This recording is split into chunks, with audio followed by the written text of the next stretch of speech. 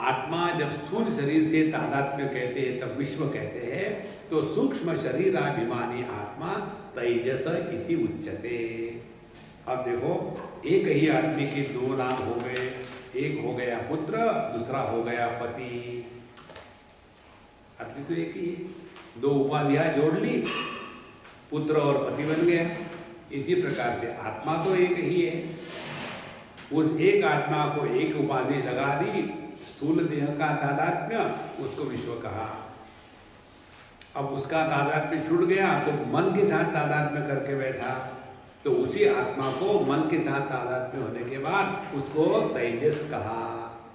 अब अतः सुषुप्ति अवस्था का, अब बताओ सुषुप्ति अवस्था क्या है? अहम किमपि न जानामि सुखे न मया निद्रा अनुभूयते इति सुषुप्ति अवस्था।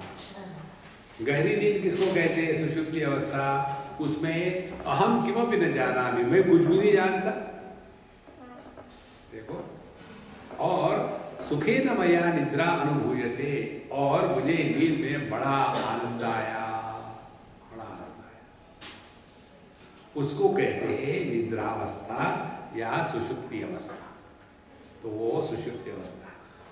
तो जैसे आत्मा स्थूल देह से तादात्म्य करते हैं तो उसको विश्व कहते हैं, सूक्ष्म देह से तादात्म्य करने से तेजस करते हैं, उसी प्रकार से वही आत्मा जब कारण देह से तादात्म्य करता है तो कारण शरीराभिमानी आत्मा प्राज्ञ इति उच्यते, फिर उसको प्राज्ञ कहा जाता है।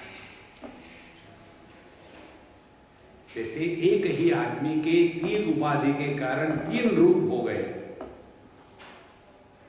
इसी प्रकार से एक ही परमात्मा तत्व के तीन उपाधियों के कारण तीन में मानो परमात्मा बढ़ गया है।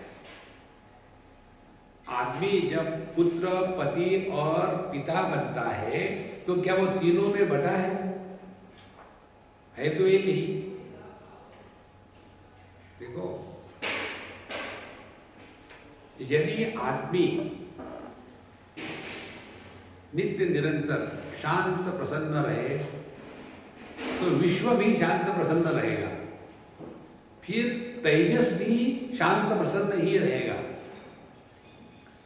इसी चीज को भगवद गीता के द्वितीय अध्याय में भगवान कहते हैं, या निशा सर्वभूतानां तस्याम जागृति संयमी यस्याम जागृति भूतानि सा निशा पश्यतो मुनेः।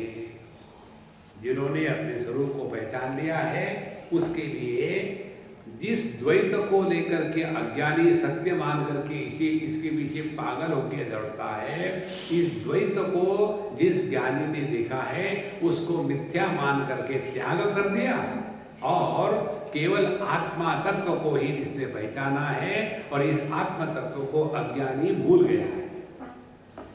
इसलिए ये ज्ञान का तात्पर्य हमारा ध्यान अपने स्वरूप की तरफ लाना है, यह तात्पर्य है।